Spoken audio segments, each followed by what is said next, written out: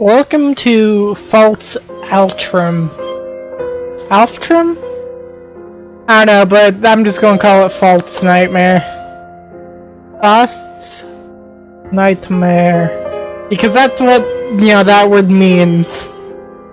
I definitely didn't have to go to Google Translate and hear the bot say it. Totally.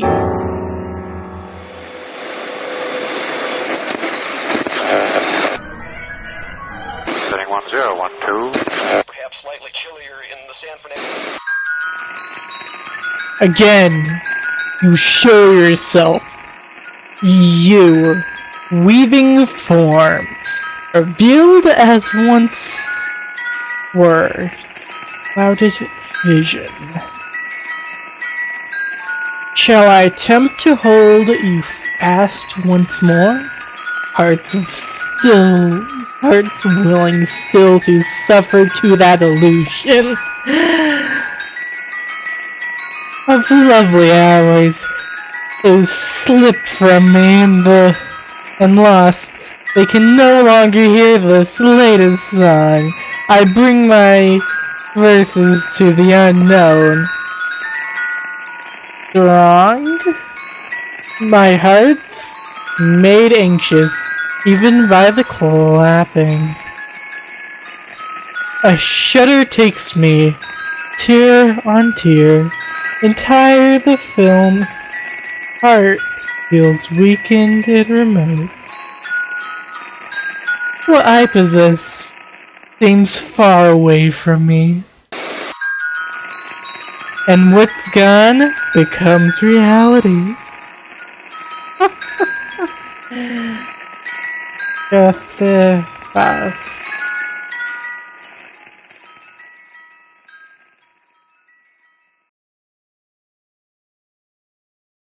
That was probably cringy. Today is Henrich's Thoughts funeral. Despite how the sign reads, even she wasn't sure if that was his real name. So let's put it to this way. Today is Daddy's funeral. There are more people than I thought. Aunt revealed traces of annoyance beneath her veil. So sleepy, the girl thought. Why must we get up to face such a dreamy day? Chatter permeated the sea of black suits, of which she recognized only a few.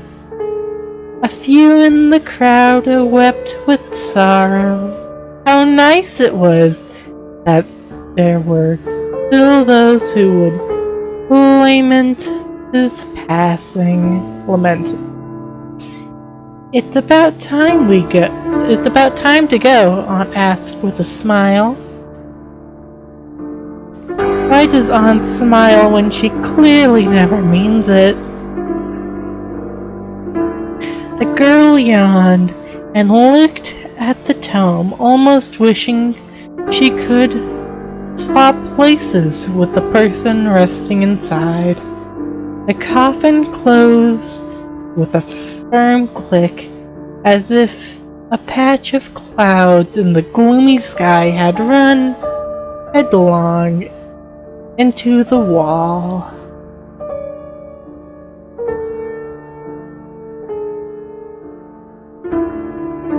Is it this one? No. No matter how tidily the lush blue tiles were stacked, one could still detect the passage of time. What's wrong? Aunt turned around, mystified. The girl didn't want to go in. Aunt smiled wearily, as if she had read the girl's mind. You only have to go in, see what's in there. Don't worry, it belongs to you now.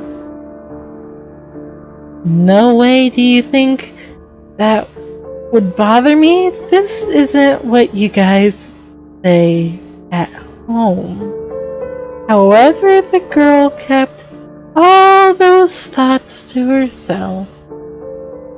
Never mind. Just wait outside then. The aunt waved as she turned dismissively. The doorknob turned smoothly. I hope I don't sound cringy. So slow. Going in wasn't better than staying out here, but she just wanted to go home as soon as possible. Any home would do.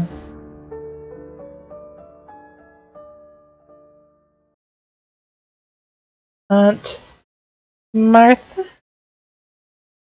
Martha? The very air seemed to freeze. Horizontal layout could just be barely made through the haze, clouding the unlit lights in the antechamber. In the silence, it was as if dust would be stirred up by the slightest step. But the odd thing was, there was no dust at all. Weird. Both doors were locked. Why? The electricity must be on. Where's the light? Where's the light?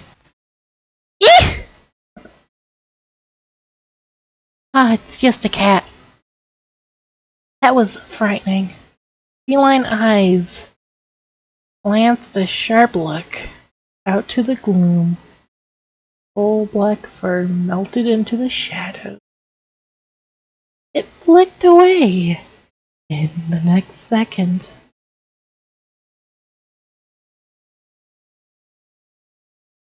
Ah, it disappeared. Where had it come from? The cat had vanished from the corners of her eyes. Weird, huh? Weird. Oh wait, the separate voices.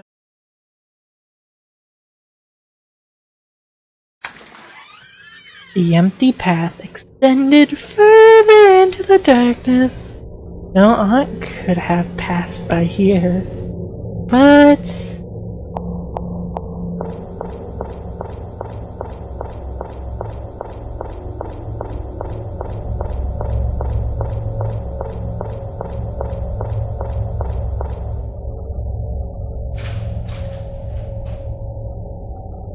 there was nothing. Empty space all around her, but nothing revealed itself. The dead air triumphed violently in her ears. Thermped or whatever. There's no way Aunt could be here. A screeching noise came from the door behind her. What in the world?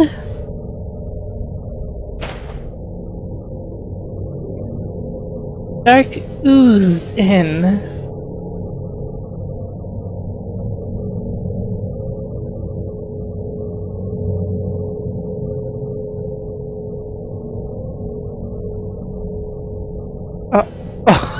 Oh no! I'm actually getting chills now. Ooh. This was the beginning of the nightmare. A patch of purple was eerily bright in the absence of light, as if it had been sugar-coated with icing. Hello? Hello. An ear. Piercingly sweet voice. Sounded as a patch of purple probed out from the inky depths.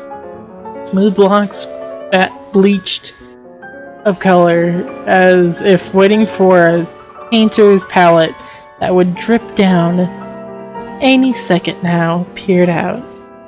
The ashen-faced owner turned to greet her. Hi? Yes. Oh, excellent. You understand me. A purplish white figure pulled itself up as if ascending a long flight of stairs. What time is it? Is it spring? Long sleeves slapped across her vision, but the way the figure moved didn't seem entirely human. Who are you? I remember the door being locked if there's nothing else. Can you shut the door on your way out? It started moving away with a flourish of its sleeves accompanied by the clopping sounds of a horse's hooves. It seemed bored, but this made her feel a bit uneasy. She yelled definitely, I don't want to leave. This is Father's old home, so she should be the one to inherit it. The adults had said that before. No matter how unwilling their expressions had been, they'd indeed said that before. Therefore, she wasn't going to let herself be swept out the door no matter what. The figure stilled and turned back despite being far away. Oh? She regretted her words almost immediately, particularly as the figure swiftly closed the distance between them. She realized its expression hadn't changed as she tilted her head a long ways up to meet its gaze. Really? Violently? Is it violet? No, okay. Violently purple eyes flashed gleefully as if they had suddenly remembered something. A greenish grin absurdly split open the pale face. Elisabeth! A clangingly sweet voice spelled out the girl's name. You've returned. The light suddenly disappeared, suddenly as if the window shutters had snapped shut. And then the door opened. Her body moved on its own, disconnected from a mind roiling with confusion. I shouldn't try to put on a creepy voice, or my attempt. Elizabeth sprinted up the stairs with dim door frame draped with spiderwebs. Okay. Retracing her original path. She couldn't remember. I'm gonna stop with the voice. She couldn't remember why she set foot in this place, and a growling sense of nauseated distance urged her to leave. Her heart settled when she finally set foot in the lush carpet. As long as the front door is still open, then... What? There was nothing on the wall. Where's the door? She was trapped by the nothingness that revealed itself in front of her, just like how the cat previously cowered in the corner. This couldn't possibly be happening.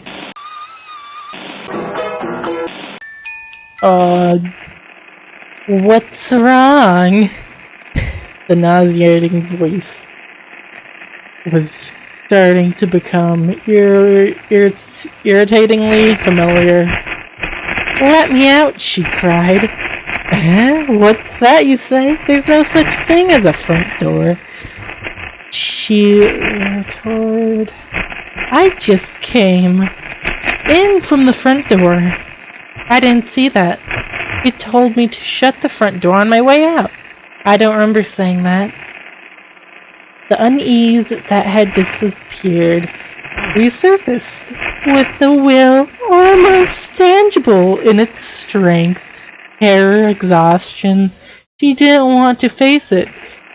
This latest turn of events, a strong sense of fatigue stole its way into her mind, and her eyes started to close. What's wrong? Elisabeth, how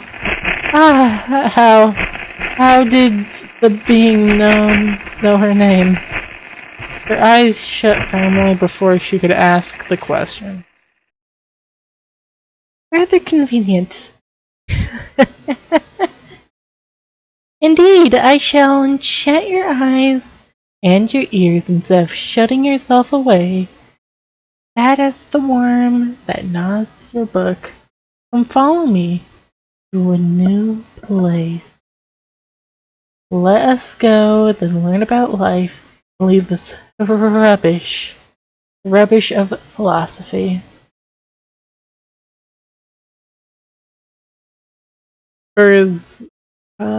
La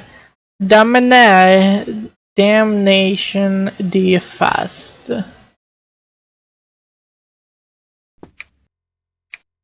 This is just the intro. Elisabeth opened her eyes. Where is this place? The pendulum ticked away mercilessly in the empty air, as if it was only a living thing left in the world. Oh, gee. Wait. She didn't have a doll before.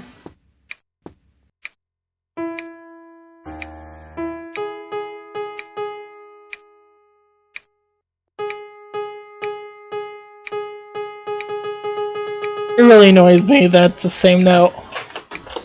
Because I mean, who likes to listen to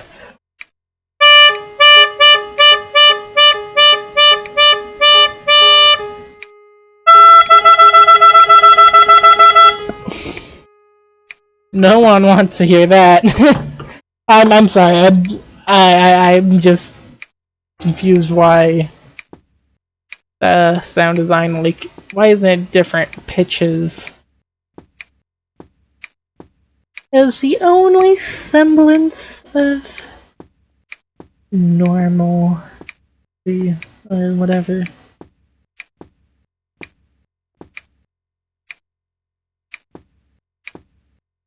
But she didn't have a doll before, and that kind of concerns me.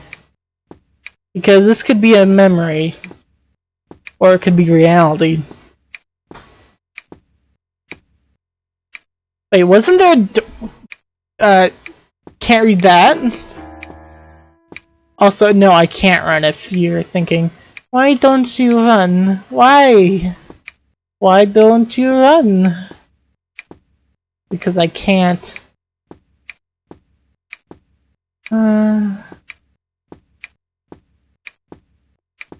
door. Okay, this is starting to make me feel uneasy. Ugh. Where's the light coming from off of her? As the only human thing left in this house? The only humane?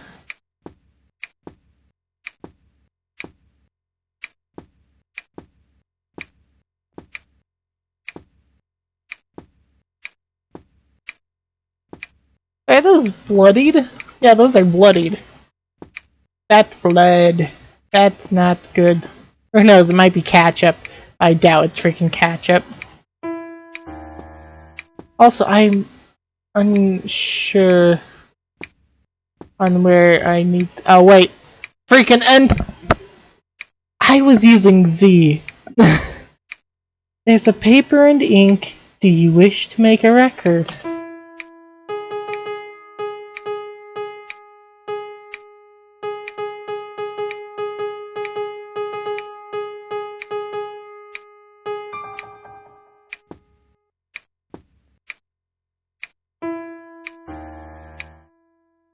Just making sure, okay.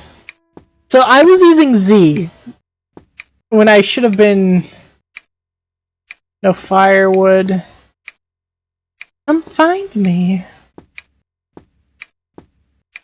The paper retorted in my own cannon. There are matches and a candle holder. Get matches 1. Using the matches will increase your vision range. They can be used repeatedly until the maximum limit is reached. You're unable to progress if you cannot see. Oh! That's good and bad. Resource management. But on the other hand, please don't let it be like other things. Mirror, the reflection on my face is a stern expression. Move arrow keys, confirm. Yeah. After pressing Alt-Enter switches full screen, chocolate will increase your walking speed, matches will increase sight. Keeping a certain walking speed and sight radius will decrease the chances of danger. If the screen blacks out, you will return to your bed. This does not mean you died. And what has already happened does not need to be repeated. Some items can be worn. The cat will give you some clue by reacting to specific items. If the screen is too dim, please increase screen brightness, and headphones are recommended for play as some puzzles are accompanied by music. Okay. Sorry if that seemed like, that was a little much. A key. The half of the label that remained had the words 1F, right corridor. I don't like the fact that it's using pianos.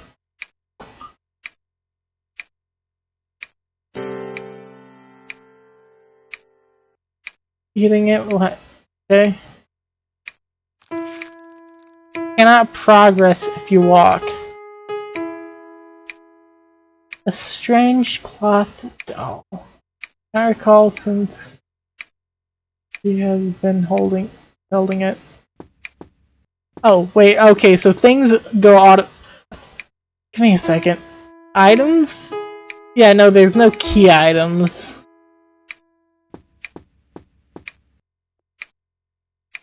Firewood.